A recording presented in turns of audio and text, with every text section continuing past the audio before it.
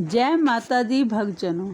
आज हम दुर्गा सप्तशती का चौथा अध्याय का वर्णन करने जा रहे हैं।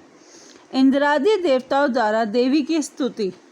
महर्षि मेधा बोले, देवी ने जब पराक्रमी दुरात्मा महिषासुर को मार गिराया और असुरों की सेना को मार दिया, तब इंद्रादि समस्त देवता अपने सिर तथा शरीर को झुकाकर भगवती की स्तुति करने लगे। जिस देवी ने अपनी शक्ति से यह जगत व्याप्त किया है और जो संपूर्ण देवताओं तथा महर्षियों की पूजनीय है, उस अंबिका को हम भक्ति पूर्वक नमस्कार करते हैं। वह हम सबका कल्याण करे। जिस अतुल प्रभाव और बल का वर्णन भगवान विष्णु, शंकर और ब्रह्मा जी भी नहीं कर सके, वही चंडिका देवी इस संपूर्ण जगत का पालन करे और अशुभ भय का नाश करे। पुण्यात्माओं के घरों में तुम स्वयं लक्ष्मी रूप हो और पापियों के घर में तुम अलक्ष्मी रूप हो, और सतकुल में उत्पन्न होने के लिए तुम लज्जा रूप होकर अपने घरों में निवास करती हो। हम उस दुर्गा भगवती को नमस्कार करते हैं। हे देवी, इस विश्व का पालन करो। हे देवी, हम तुम्हारे अचिंत्य रूप का किस प्रकार वर्णन करें। असुरों के नाश करने वाली भारी पराक्रम तथा समस्त देवता और दैत्यों के विषय में जो तुम्हारे पवित्र चरित्र हैं, उनको हम किस प्रकार वर्णन करें। हे देवी, त्रिगुणात्मिका होने पर भी तुम संपूर्ण जगत की उत्पत्ति का कारण हो। हे देवी, भगवान विष्णु, शंकर आदि किसी भी देवता ने तुम्हारा पार नहीं पाया है। तुम सबकी आश्रय हो। तुम संपूर्ण जगत तुम्हारा ही अंश रूप है, क्योंकि तुम सबकी आदिभूत प्रकृति हो। हे देवी, तुम्हारे जिस नाम के उच्चारण से संपूर्ण यज्ञों में सब देवता तृप्ति लाभ करते हैं, वे स्वाहा तुम ही हो। इसके अतिरिक्त तुम पितरों की तृप्ति का भी कारण हो, इसलिए हम आपको स्वधा भी कहते हैं। हे देवी, वह विद्या जो मोक्ष की देने वाली है, जो अचिंत्य महाज्ञान स्वरूपा है, तत्वों के सार को वश में करने वाले, संपूर्ण दोषों को दूर करने वाले, मोक्ष की इच्छा वाले मुनिजन जिसका अभ्यास करते हैं, वह तुम ही हो। तुम वाणी रूप हो और दोष रहित ऋग तथा यजुर्वेदों की एवं उद्गीत और सुंदर पदों के पाठ वाले सामवेद की आश्रय रूप हो। तुम भगवती हो। इस विश्व की उत्पत्ति एवं पालन के लिए तुम वार्ता के रूप में प्रकट हुई हो, और तुम संपूर्ण संसार की पीड़ा हरने वाली हो। हे देवी, जिससे तुम सारे शास्त्रों को जाना जाता है, वह मेधा शक्ति तुम ही हो, और दुर्गम सागर से पार करने वाली नौका भी तुम ही हो।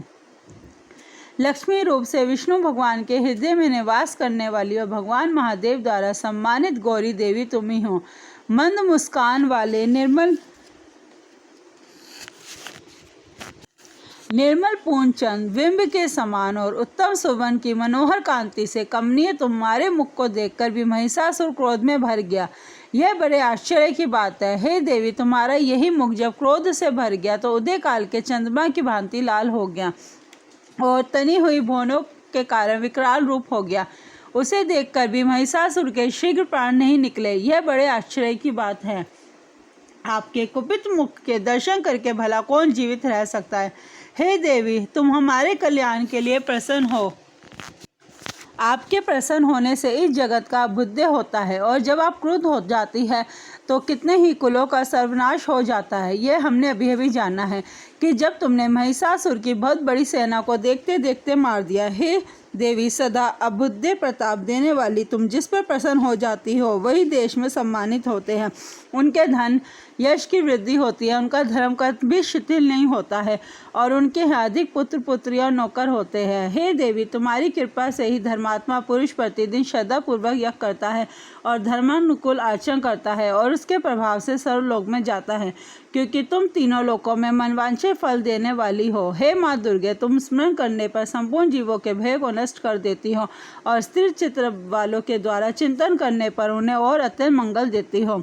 हे दारिद्र्य दुख नाशनी देवी, तुम्हारे सिवा दूसरा कौन है।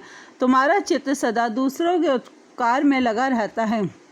हे देवी, तुम शत्रु को इसलिए मारती हो कि उनके मारने से दूसरों को सुख मिलता है। वे चाहे नरक में जाने के लिए चिरकाल तक पाप करते रहे, किंतु तुम्हारे साथ युद्ध करके सीधे स्वर्ग को जाए, इसलिए तुम उनका वध करती हो। हे देवी, क्या तुम दृष्टिपात मात्र से समस्त असुरों को भस्म नहीं कर सकती? अवश्य ही कर सकती हो, किंतु तुम्हारा शत्रु को शस्त्रों के द्वारा मारना इसलिए है क्योंकि शस्त्रों के द्वारा मरकर वे स्वर्ग को जावे। इस तरह से हे देवी, उन शत्रुओं के प्रति भी तुम्हारा विचार उत्तम है। हे देवी, तुम्हारे उग्र खड्ग की चमक से और त्रिशूल की नोक की कांति की किरणों से असुरों की आंखें फूट नहीं गई। उसका कारण यह था कि वे किरणों से शोभायान तुम्हारे चंद्रमा के समान आनंद प्रदान करने वाले सुंदर मुख को देख रहे थे। हे देवी, तुम्हारा शिर बुरे वृत्तांत को दूर करने वाला है और सबसे अधिक तुम्हारा रूप है, जो न कभी चिंतन में आ सकता है और न जिसकी दूसरों से कभी तुलना हो सकती है। तुम्हारा बल व पराक्रम शत्रुओं का नाश करने वाला है। इस तरह तुमने शत्रुओं पर भी दया प्रकट की है। हे देवी, तुम्हारे बल की किसके साथ बराबरी की जा सकती है, तथा शत्रुओं को भय देने वाला इतना सुंदर रूप भी और किसका है? हृदय में कृपा और युद्ध में निष्ठुरता, ये दोनों बातें तीनों लोकों में केवल तुम ही में देखने आई है। हे माता, युद्ध भूमि में शत्रुओं को मारकर तुमने उन्हें स्वर्ग लोक में पहुँचाया है। इस तरह तीनों लोकों की तुमने रक्षा की है, तथा उन्मत्त असुरों से जो हमें भय था उनको भी तुमने दूर किया है।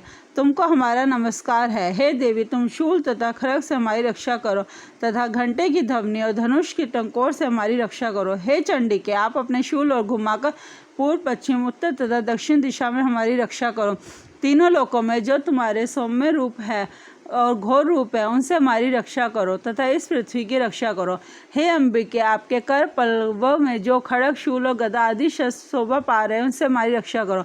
महर्षि बोले कि जब इस प्रकार जो देवताओं ने जगत माता भगवती की स्तुति की और नंदवन के पुष्पों तथा गंध लेपनों द्वारा उनका पूजन किया और फिर सबने मिलकर जब सुगंधित व दिव्य धूप द्वारा उनको सुगंधित निवेदन की, तब देवी ने प्रसन्न होकर कहा, हे देवताओं, तुम सब मुझ में मनवांछित वर मांगो। देवता बोले, हे भगवती, तुमने हमारा सब कुछ कार्य किया है, अब हमारे लिए कुछ भी मांगना बाकी नहीं रहा, क्योंकि तुम हमारे शत्रु महिषासुर को मार डाला है। महेश्वरी, तुम जब भी यदि हमें कोई वर देना चाहती हो तो बस इतना वर दो कि जब जब हम आपका स्मरण करें तब आप हमारी विपत्तियों को हरण करने के लिए हमें दर्शन दिया करें। हे अंबिके, जो कोई भी तुम्हारी स्तुति करे, तुम उनको वित्त, समृद्धि और वैभव देने के साथ ही उनके धन और स्त्री आदि संपत्ति बढ़ावे और सदा उन पर प्रसन्न रहे। महर्षि बोले, हे राजन, देवताओं ने जब जगत के लिए तथा अपने लिए इस प्रकार प्रश्न किया तो बस यथास्तु कहकर तथा अपने लिए इस तथास्तु करके देवी अर्थदान हो गई। हे बुब, जिस प्रकार तीनों लोकों का हित चाहने वाली वह भगवती देवताओं के शरीर से उत्पन्न हुई थी, वह सारा वृत्तांत मैंने तुमसे कह दिया। और इसके पश्चात दुष्ट असुरों तथा शुभ निशुम का वध करने और सब लोगों की रक्षा करने के लिए जिस प्रकार गौरी देवी के शरीर से उत्पन्न हुई, वह सारा वृत्तांत मैं यथावत वर्णन करता हूँ। दुर्गा सप्तशती चतुर्थ अध्याय समाप्त। जय माता दी भक्तजनों।